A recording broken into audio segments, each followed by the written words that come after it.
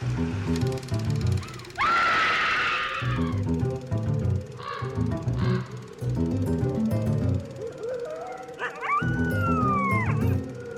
everyone, and welcome to Scream Scene, the horror movie podcast where we watch every horror movie ever made in chronological order, and then we rank them from best to worst.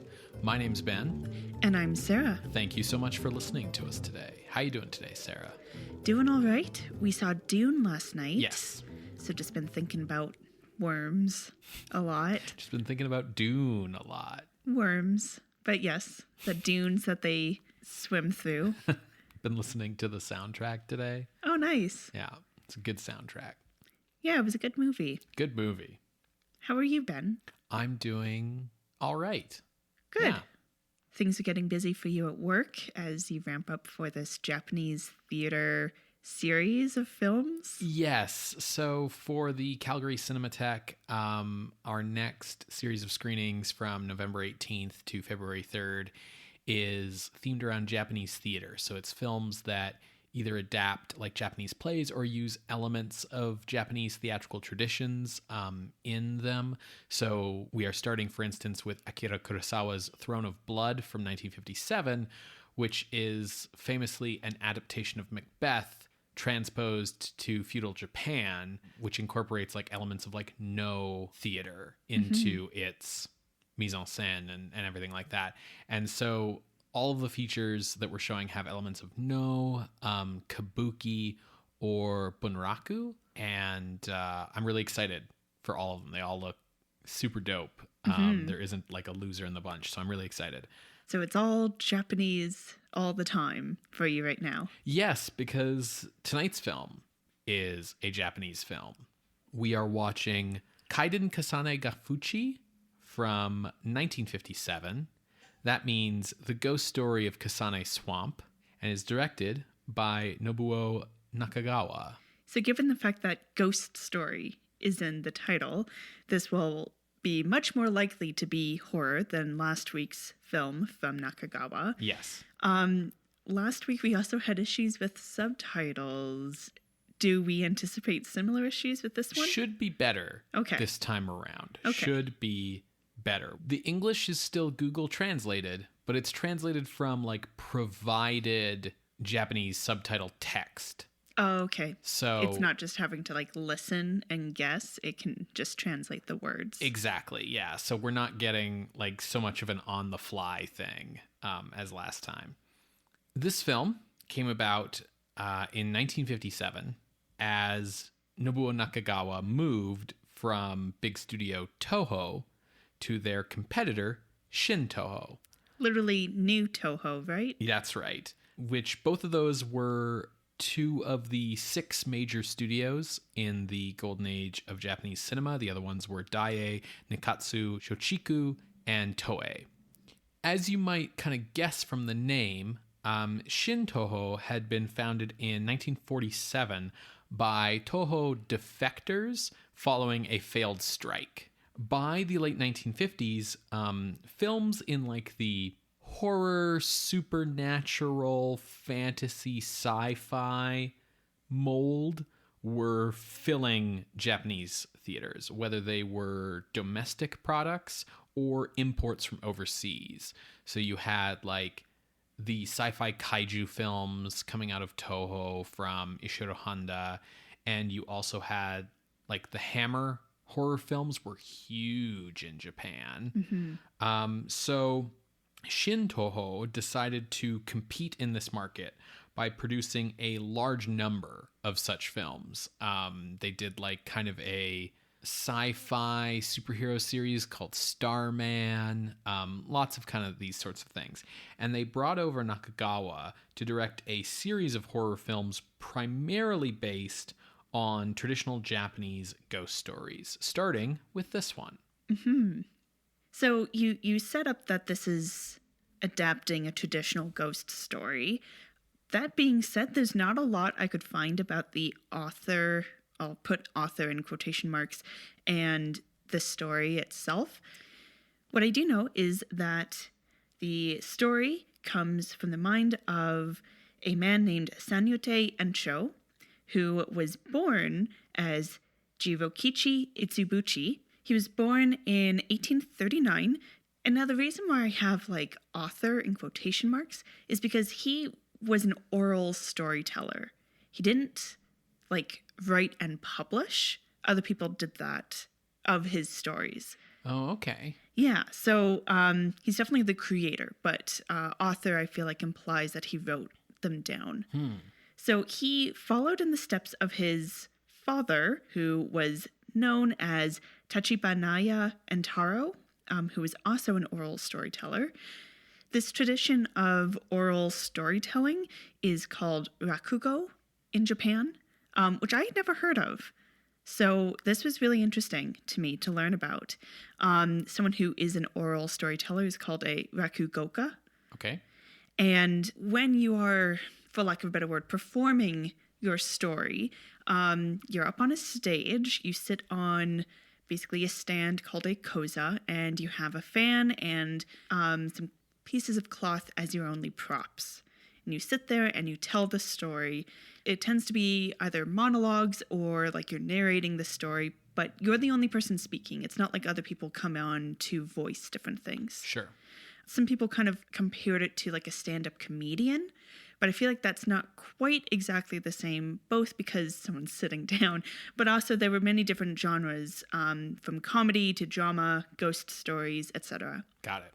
Itsubuchi followed in the rakugo steps of his father, Tachibanaya Entaro, because you have to apprentice in order to become a rakugoka. After apprenticing, Itsubuchi earned his stage name, Sanyutei Encho, which is what he's known as. Got it. Encho showed a lot of talent in every genre, excelling from comedy, drama, ghost stories, and after the post-Meiji restoration, he also excelled at translating foreign tales as well. Interesting. Okay. Again, all in this rakugo practice. He became friends with this man named Tekusari Koki, and together they worked on bringing like vernacular working class Edo speech to the stage and using that to replace classical Japanese. Oh, okay, sure. Yeah, part of the Genbun Ichi movement. So as part of that, Encho would narrate and monologue in vernacular, and then Tekusari's students would either be backstage or in the audience transcribing what the performance was, and then that's what would get published. And this was to Encho's knowledge, like he knew they were doing this. This helped spread his popularity, helped spread these stories to be adapted into kabuki plays and to film. So because of a lot of his stuff is oral and then gets solidified into adaptations, which of course can put their own spin on things, it's very difficult to nail down what exactly he created. Also with oral storytelling, you tend to also proliferate like other stories. Authorship isn't as nailed down.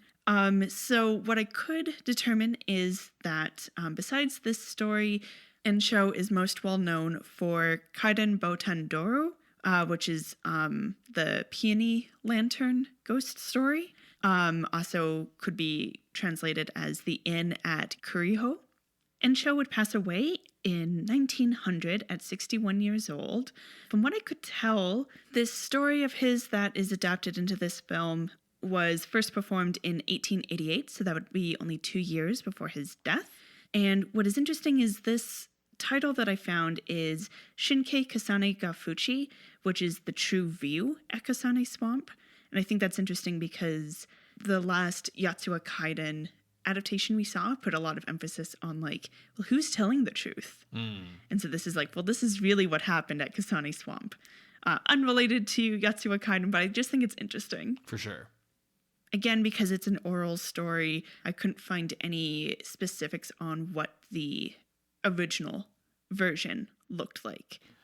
So the ghost story of Kasane Swamp shares, in this movie version at least, a lot of similarities with the ghost story of Yatsuya.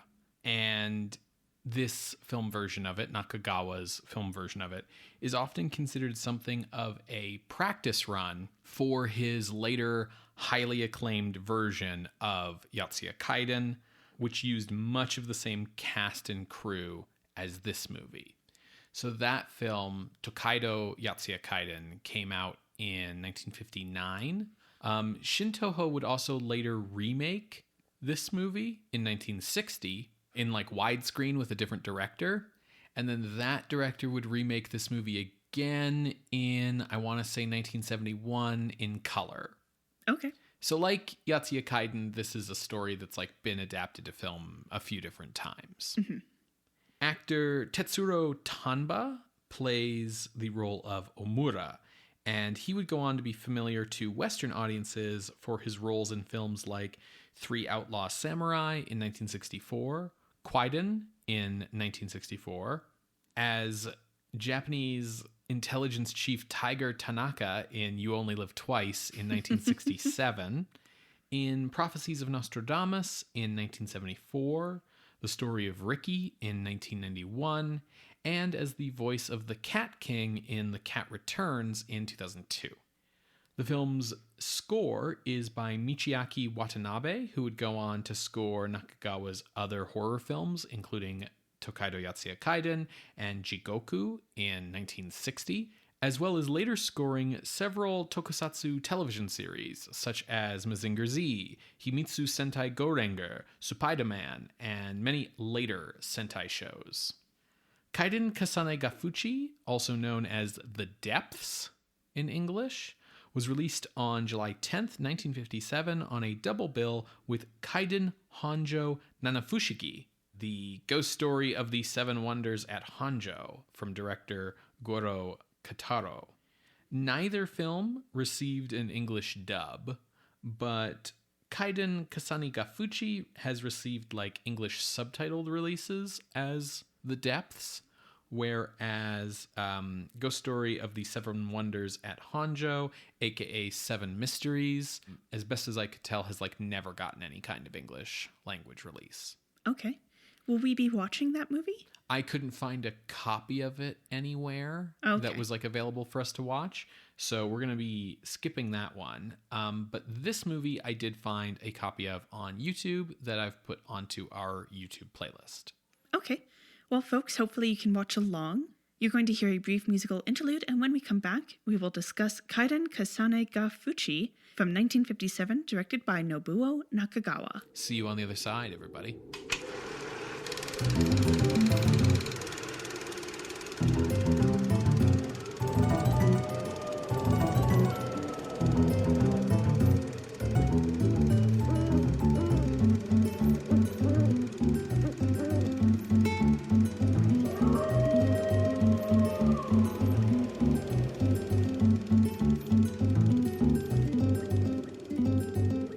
Welcome back to Scream Scene, everyone.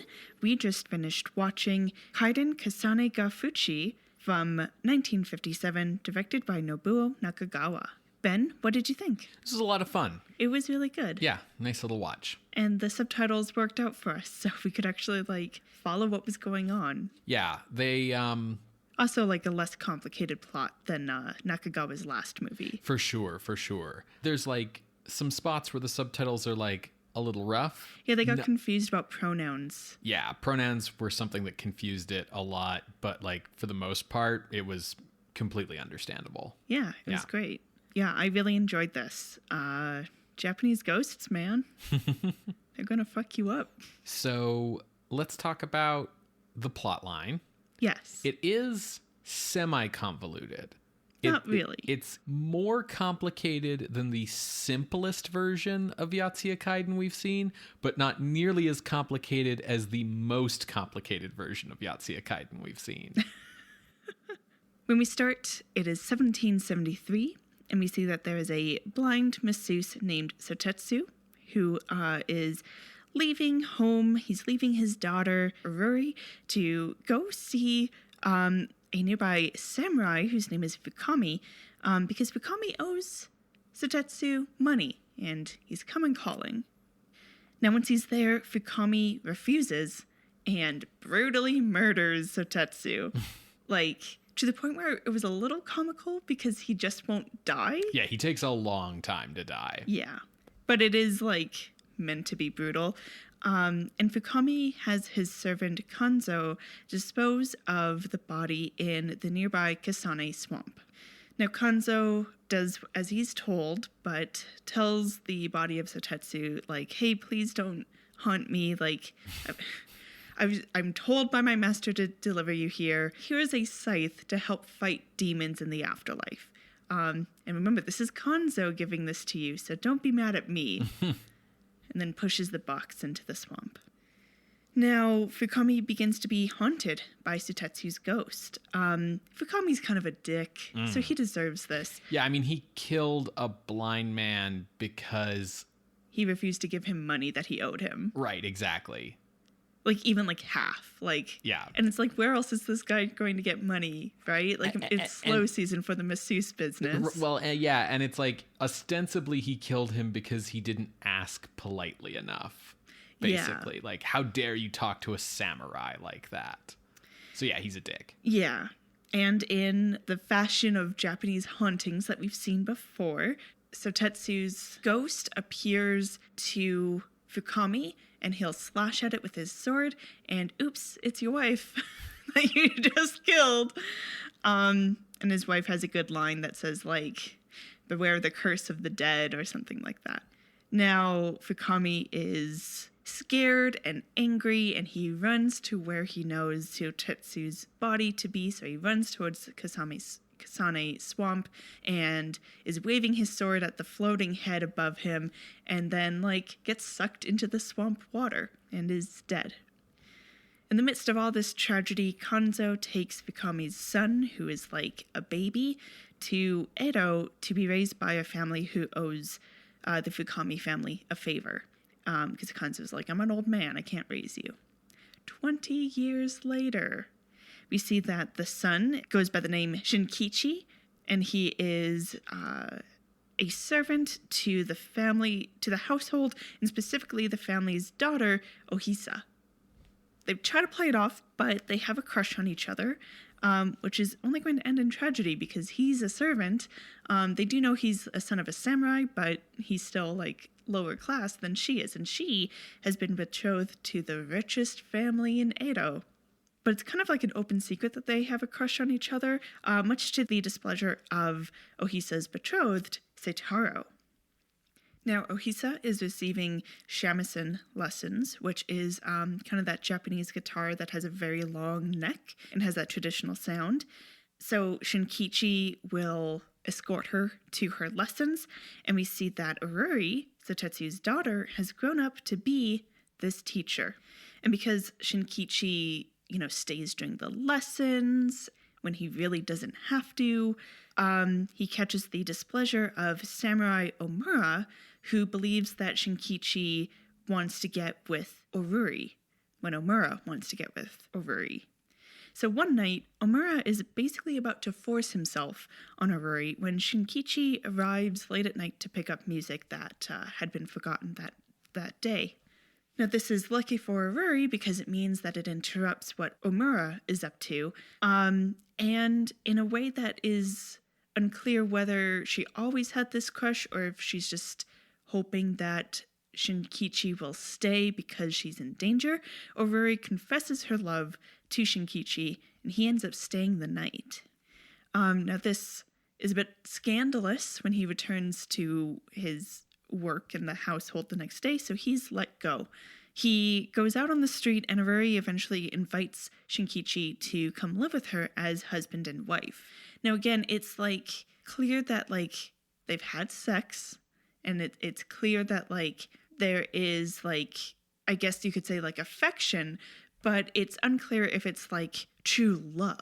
And especially on Ururi's part, you're kind of left wondering, like, is she just wanting him here because Omura's, like, stalking outside, or does she really care for him? Yeah, and it's sort of unclear, like, Shinkichi's part as well, because there's Ururi and then there's Ohisa, and, like, which one do you like? Now, Ururi has her old servant, Otetsu, who raised her, and knows of Shinkichi's connection to Fukami, who killed her father. And so Otetsu tries to go to Oruri and be like, hey, I don't think you should be with this guy. I think you should kick him out. And Oruri's like, no, I'm not going to hear this. I don't want to hear this. She goes to grab some clothes for Shinkichi, and an object falls from on top of the dresser and hits her face. This object is a bachi, which is basically a very big pick for her shamisen guitar. But it falls in such a way that it's clearly gashed her face. Yeah, these things are made of ivory or tortoiseshell, so they're heavy, significant things. Yeah, and in order to pick, it has to be very sharp. Mm-hmm. So, she's hurt. And because, she's now very vulnerable, it's also on her face. And the doctor's like, yeah, it'll be fine. She's feeling very, very vulnerable and insecure. Omura, the samurai, uses this opportunity to push Ohisa and Shinkichi together because he wants Shinkichi out of the way, / to also punish Oruri for his rejection. Oruri finds out that Shinkichi and Ohisa are basically planning to elope. At one time, she catches them and grabs a knife and does try to murder Ohisa, but eventually they manage to get away to elope. Now, Omura comes to Oruri to, kind of rub salt in the wound, it's because your face is awful. Oruri tries to find a mirror to confirm this, and she manages to get to a pool of water, pulls the cold compress off of her face, and she basically looks like Oiwa in Yatsuwa Kaiden. Yeah, it's on the opposite side of her face, but it's otherwise kind of exactly the same thing. Yeah, and Otetsu comes in and she's like, oh, it's because of the anger of your father and your father's spirit causing this wound to fester. And she finally is able to tell Oruri that, hey, Shinkichi is the son of Fukami, who murdered your father. As soon as she learns this, Oruri collapses and dies.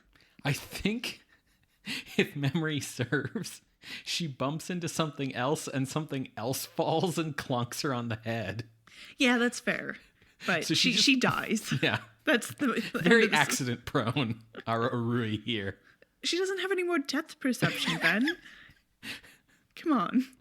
Now we cut to Shinkichi, who is out picking up Oruri's shamisen from the local shop. And as soon as we see that Oruri dies, a string on the guitar snaps. And they're like, that's strange. These aren't even tight. And then they look and Oruri is standing outside and they're like, oh, why are you up? You're sick. So they call a palanquin and they get her all set up to go inside. When suddenly Otetsu runs to Shinkichi saying Oruri's dead. And he's like, no, she's right here in this palanquin. They open up the curtain and she's not there, but in the place is the bachi. So spooky shit. Of course, with Oruri dead, this now means that Shinkichi isn't stuck here. He goes and he meets Ohisa. And some more spooky stuff happens, but they make their way. They are basically eloping to the village where he was born. To get there, they have to pass through Kasane Swamp. Now, it's by Kasane Swamp that Ohisa is like, I can't walk anymore. Shinkichi offers to carry her. And then we see the haunting kind of get worse with Oruri taking the place of Ohisa. And again, he freaks out and dumps her. He gets hit in the shin by a scythe and then uses that scythe to defend himself from Oruri. And then he just finds this scythe on the ground by the swamp. Huh. But ends up killing Ohisa and she falls into the swamp. This is the standard Japanese ghost maneuver. It seems make you think you're seeing ghost. You attack with sword or other sharp object. Turns out, oops, you killed your girlfriend or whatever. Shinkichi turns around after killing Ohisa and sees Omura, the samurai, standing there. And he's like, yeah, man, I was paid 50 gold coins to come and kill you and bring her back. So I'm here to kill you. And he makes quick work of Shinkichi, who falls into the swamp when he's dead. Just like all the rest. Just like all the rest. Just bodies in this swamp. Then he goes to leave, and we see a ghostly hand rise up from the water and grab his leg. Oruri is now hunting Omura, because she knows this is all your fault, Omura. Mm-hmm. Well, not all, but like a major part of what's happening right now is your fault. So we get some really good haunting scenes of like him like trying to swipe at her and she's suddenly not there. And he ends up accidentally impaling himself on like some chopped wood. He runs into the swamp waters waving his sword at Oruri's face.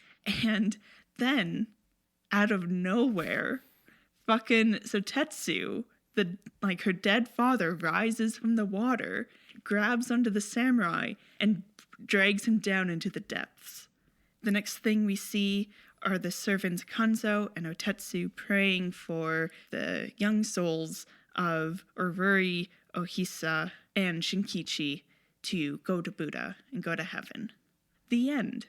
Yeah, so you can see somewhat in the plot, but a lot in the visuals. Mm-hmm. A lot of similarities between this and Yatsuya Kaiden. I guess if you're going to do a performance of like a stage play adaptation of Kaiden Kasane-Ga-Fuchi, you are not supposed to do it on like a consecutive day from doing a performance of Yatsuya Kaiden, because Oiwa and Orui are considered to be like mirror images of each other, and if you put them in close proximity, like each ghost is going to gain like too much power. Oh, neat. I like that. I like the idea of that the fear of like performing this is also invoking those spirits. Mm-hmm. Well, if you remember from our Yatsuya Kaiden research, like people who perform the play have to like go to Oiwa's grave and like make offerings and stuff. Yeah. This is really good. I was a little bit worried about pacing after Sotetsu dies and we get this like melodramatic like Shinkichi is wanted by two women. Who's he going to choose? Yeah, the first act and the third act are like some pretty solid ghost story shit, but the second act is very soap opera melodrama. And yeah, I had the same worry of like, but we're getting back to the ghost stuff, right? Yeah, well, especially because the first act was so strong. Mm-hmm. And usually when we've seen that in American movies, it's because the rest of the movie is not good. Yeah, we're a little like there's nothing wrong with the second act of this movie, like having this soap opera thing. It's just that I think we're a little like wary of bait and switch movies on this show. Yeah. But they really hit the spot and like the chill creep itch that I usually get with ghost stories. Yeah, lots of good cinematography here that really contribute. Like the cinematography and the editing work together really well to give some really good like ghost reveals, like where, you know, the camera moves and it turns out the ghost is right there, or like we cut and the ghost's way off in the background somewhere or whatever, right? Like there's a lot of really good stuff. And the cinematography, you know, the use of light and shadow to like reveal or hide a ghost kind of thing. Like whenever Oruri's showing up in the swamp, she's like underlit, but not from like any light source that could possibly be in the scene. Yeah. Yeah, it's good. It's really fun. I can always tell when I'm really enjoying a horror movie when I start like laughing because I'm enjoying myself so much. Going like, oh shit, she's over there now. Right. They don't skimp on the blood in this movie. No, they don't. Like every time someone gets hit by a sword, they are sure to show us like a big bloody gash through them. I was curious if you knew of movies around 1957 that are like samurai movies where you have samurai fighting, and if they typically have that much blood, or if that's something they're leaning into because this is a horror movie. They're leaning into it because it's a horror movie. It often like wasn't economical to have like a lot of like blood and gashes. Like so you'll see like a bunch of like Zatoichi movies or whatever where he like slashes a bunch of dudes and they just kind of like fall over, right? Unless they want to make like a big special effects moment of it. The earliest samurai movies I can really think of that start to have like a bunch of blood in them is like Yojimbo, and then like really famously Sanjuro, which invented the high pressure blood spurt. Yeah. Right. But those are not. Those are in the future from here. Yeah. And speaking of like the blood, the makeup was really well done. Even for Sotetsu when he's alive and like he's blind because he has like the walking stick and you see that his eyes are closed. But on a couple close-ups, it looks like the character had his eyelids sewn shut. So I'm not sure what kind of makeup they would have done for that, but they went to that level. You know, it wasn't just, keep your eyes closed. Yeah, the makeup's pretty top-notch throughout. I think Orui's makeup is okay. I think we've seen versions of Oiwa that have been better. Mm-hmm. And, like, while there is this supernatural explanation for her disfigurement, and, like, yes, having a bocce fall on you would be bad news, she swells up, and then, like, her eye has, like, drooped down the side of her face. Like, she looks like a Picasso painting. Like, her one eye on one side's, like, level with her cheek on the other side of her face. And so she's got this, like, big fake eye. And it doesn't look terrible. Like, it looks fine for, like, a movie from 1957. Like, it's all good. But I did, watching the movie, have this thought of, like, how did you take such poor care of yourself after this accident that this injury flared up this much? Well, like I said, there's the explanation that it's your father's spirit anger. Mm-hmm. We have the metatextual explanation of her being that mirror image to Oiwa. Mm-hmm. And I think also on some level for the makeup department, when Sotetsu is haunting Fukami, he has like an eye drooping as well, which is really interesting because he gets slashed on the face at one point. And so the idea of her eye drooping almost mirrors the damage that her father experienced as well. That's an interesting way of looking at it. I hadn't really thought of it that way. To be fair, I often have like as much as the whole point of Oiwa is that she needs to look like, Two-Face level hideous, I often have like similar thoughts because like, it's like, oh yeah, some like poison ointment got on her face or whatever, like, or hot water. Right. And like sometimes they go to more effort to like justify it. Like they'll pile injuries onto Oiwa. So there's like more going on, but it is sometimes like, okay, listen guys. I will say that I kind of wish that Sotetsu had been like more rotting when he arises out of the water there. Cause he just looks like the dude. But the whole deal with swamps is that they preserve bodies really, really well. Yeah, but he should have had like kelp on him or whatever reeds, I guess. Okay. I don't think kelp is in swamp. But like, just like something a little bit more. Because the way it looks is like this was shot on the same day as his like swamp disposal day. Sure. The movie's not very long. It's like less than an hour. And that helps it in some ways in terms of like the second act melodrama stuff, because you kind of have to forgive the plot requiring everyone to react to everything that happens in like the most over the top way possible. You can only sustain that for so long. Yeah, it's slightly ridiculous as is, right? Because like Shinkichi is Ohisa's servant. So he follows her around everywhere because that's what a servant does. And then Ohisa's mom's like, following her around again, huh? Everyone knows you just want to fuck her. And he's like, no, not at all. And then like he goes over to Orui's house to like drop off some music, or no, pick up the music. And people are like, oh, going over to Orui's house, I see. You must be fucking her. And he's like, no, I'm not. And then like he is with Orui as she's like convalescing. Ohisa comes to visit because like she's Orui's student, and she's like, oh, I hope you're feeling better. And Orui like lying there is like, oh, Shinkichi, you're like in the same room as Ohisa. You two must be fucking. I bet you wouldn't care if I died. And it's just like everybody's like a little extra. Everybody's a bit much in this movie. And they need that because like certain misunderstandings and intensities of emotion need to like drive the plot along. But yeah, it's just like, wow. It is a lot. But like you said, the short run time means that we don't have to dwell on it. Because I feel like if they were told by Shintoho, like, no, this needs to be an hour and a half, they would expand the middle part. Yeah, absolutely. Because that makes, like, the logical sense, because you want to bookend with, like, really intense scares. Yeah. I guess what I'm sort of drawing a comparison to is the 1949 two-part version of Yatsuya Kaiden that we saw, which, like, to be fair, is 2 parts. But that movie went to, like, a lot of work to give all of the characters, like, a really believable psychology.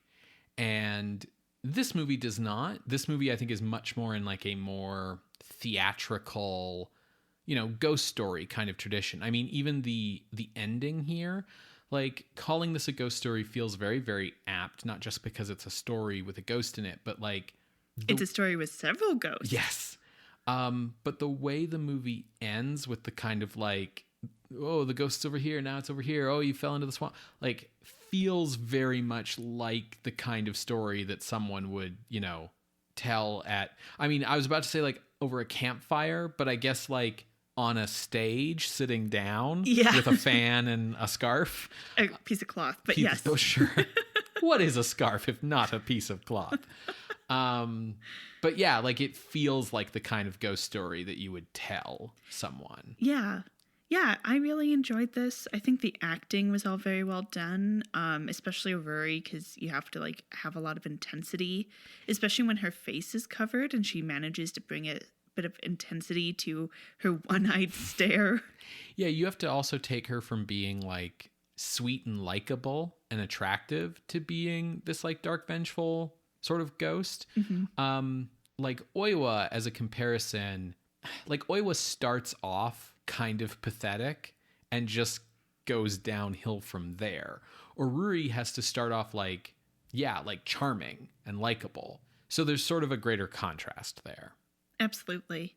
To kind of compare with Oiwa again, I mean, I hope we're not making the spirits too powerful by, you know, directly comparing them like this. But Oiwa haunts the people who are responsible for her death, whereas in KAIDAN KASANE-GA-FUCHI, I just feel like ghosts are just going to fuck you up and everyone is going to end up being collateral damage as well. Yeah, like, the ghosts are really far-reaching here. Like, so Tetsu's like, yeah, I'm going to haunt the guy who killed me. And I'm also going to, like, send that energy through my daughter so that when she dies, she will haunt her, like, shitty deadbeat cheating husband, his, like, shitty cheating noble girlfriend, and the samurai who fucked us all over. Then I'm going to come out of the swamp and kill that samurai. Like, you know, it's like, yeah, there's a lot of sense of, like, a kind of cycle of violence here where it's like, oh, your dad killed my dad and haunted my dad, so now I'm going to haunt you after you're responsible for my death, kind of, like, stuff going on here, like this multi-generational thing. Yeah, and I feel like Ori's first step towards the downfall is refusing to hear the history, right? She's like, no, Tetsuya, I don't want to hear any of this. And, like, I don't think that there's a moral to the story of, like, oh, if only she had eaten her vegetables, then, like, none of this would have happened. Like, if only she had, like, learned from this, the mistakes of the past or something. Yeah. Because the thing about a lot of Japanese horror stories and ghost stories in particular is, like, they just happen to people. It doesn't matter if you're, like, you're good, you're bad, like... It's a lot of it is, like, really grim shit just happening to people. Yeah. Yeah. Like, there's that one ghost story where, like, a chick is wailing and because she needs to count up to, like, 27 plates and she's, like, searching the well. And if you hear her calling, you have to call out, like, the remaining numbers that she needs to get to. Otherwise, she's going to kill you. Right. Like, and it's like, you just had the misfortune. Exactly. Of being there. Yeah, no, pretty much. I think the only, like, running theme, honestly, in a lot of Japanese ghost stories is, like, you need to have respect for the dead. Yeah. Is probably, like, the biggest one. But yeah, like a lot of these stories don't really have as you say, like a moral to them. And a lot of them also like aren't really about plot twists either. You know what I mean? Like it's like these are dooms that you see coming a mile off, right? So we keep comparing this to Yotsuya Kaiden. Do we want to compare it to some other movies as well and rank it on the list? Absolutely. So to start off, I think the two-part 1949 Yotsuya Kaiden, directed by Keisuke Kinoshita, is a better movie than this. But it's also not on the list. We decided that it was like way more like psychological thriller melodrama than horror, and it didn't make it onto our list. Good movie, though. There is a version of Yotsuya Kaiden on our list. It's the 1956 version, directed by Masako Mori. And that version is like a very, you ticked the boxes, you colored in the lines version. Here's Yotsuya Kaiden. Right, exactly. And because of that, it really didn't impress us much.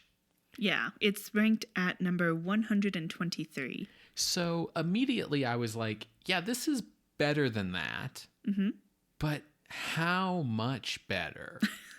So our top rated Japanese horror film is A Page of Madness, which is up at number 30. That's too high. This isn't that good. Ah, okay. Like, this is fun, but this feels like middle of the road to me a bit. Like, this is good. You are doing your job. Yeah.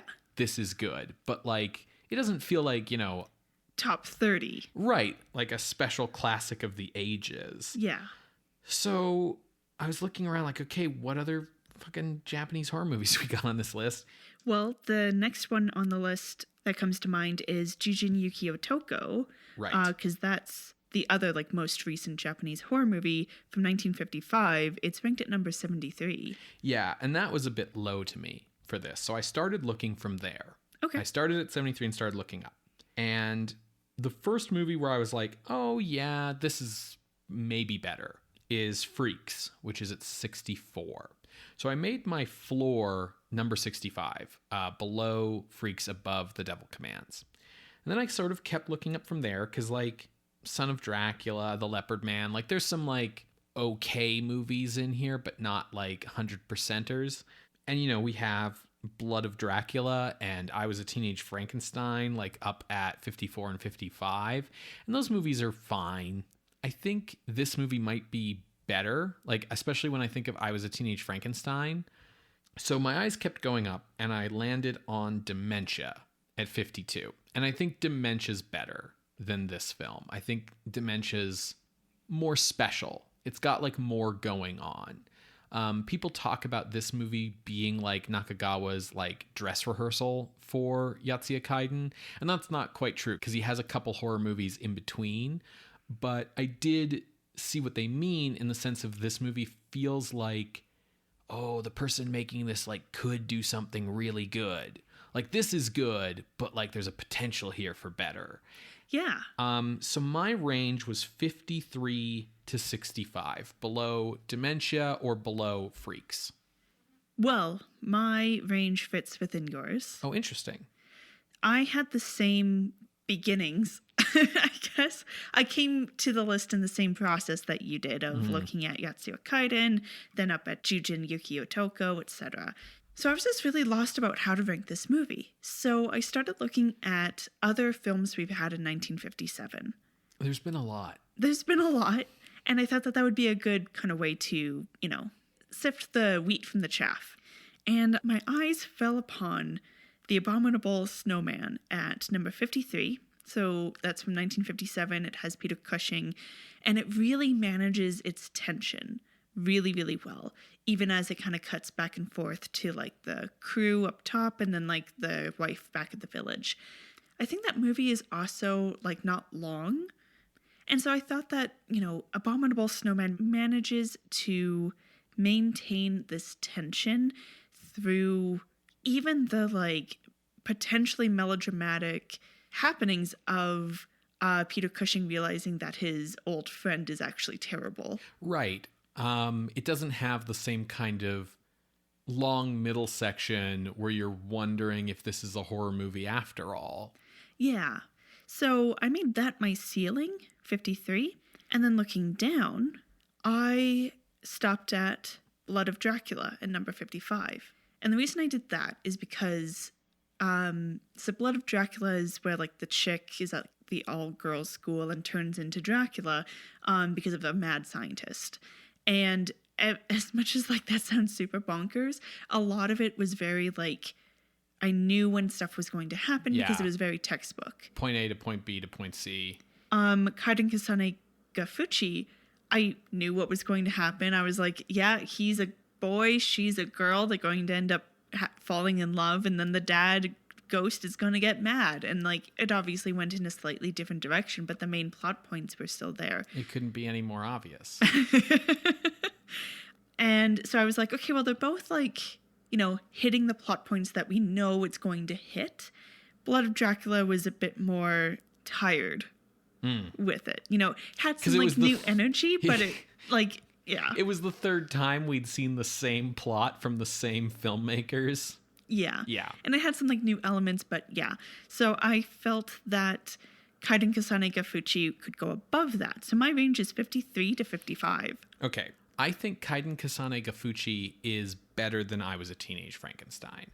As much as we liked that I Was a Teenage Frankenstein really tapped into the bad dad themes of Shelley's original novel by, you know, having a teenage monster and letting the monster talk and all of these sorts of things, that movie's ultimately kind of a big letdown, especially in the ending. Yeah. It's just not as good as you want it to be.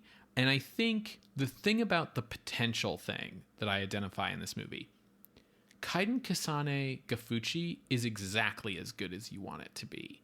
It's just that when you watch it, you get the sense that the director is capable of better. Mm-hmm. Not necessarily that this like movie is capable of better. This is what you want it to be. So I think we should just slot this in at number 54, below Abominable Snowman and above I Was a Teenage Frankenstein.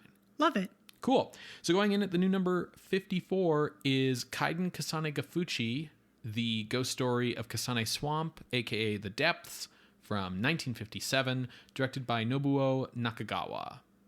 If you would like to see this list, you can go to our website, screamscenepodcast.tumblr.com. There you can find links to the many episodes we have mentioned today, as well as our appeals box. If you would like to contest this or any other ranking, you can drop us a line on Tumblr. You can reach out over email at screamscenepodcast@gmail.com or talk to us on Twitter at _screamscene. Scream Scene updates every Wednesday on Apple Podcasts, Google Podcasts, Spotify, and SoundCloud. You can subscribe to the show using our RSS feed, and if you want to help the show out, you can leave us a rating or a review. Share the show on social media, or just tell a friend about it. We love getting new listeners in all the time, and we also love our core audience of returning listeners. Always great to see your names on our social posts, on the Patreon posts. We love hearing from you guys. If you have the means, you can head over to our Patreon at patreon.com/screamscenepodcast and support the show monetarily. That goes towards paying our hosting fees, helping us kind of take the time out to make these episodes every week. And you can become a patron of the night for as little as $1 a month. Patrons at the $5 and $10 level get access to regular bonus content, and there's just a whole whack of bonus content waiting for you on our Patreon right now as we come out of October. Lots of fun stuff to check out, including Sarah and I's discussion of gothic horror versus sci-fi horror, which is a lot of fun. So that's patreon.com/screamscenepodcast. Okay, Ben, I think we're caught up to where we left off in like the main chronology of the show. What are we watching next week? So next week, Sarah, it's our first film of 1958. Ooh. We're back in America with some real drive-in B-movie shit. It's Giant from the Unknown. Okay. It's about a giant zombie from Spanish conquistador times. Oh, a period film? No, it's the modern day. Okay. But he's been risen in the depths.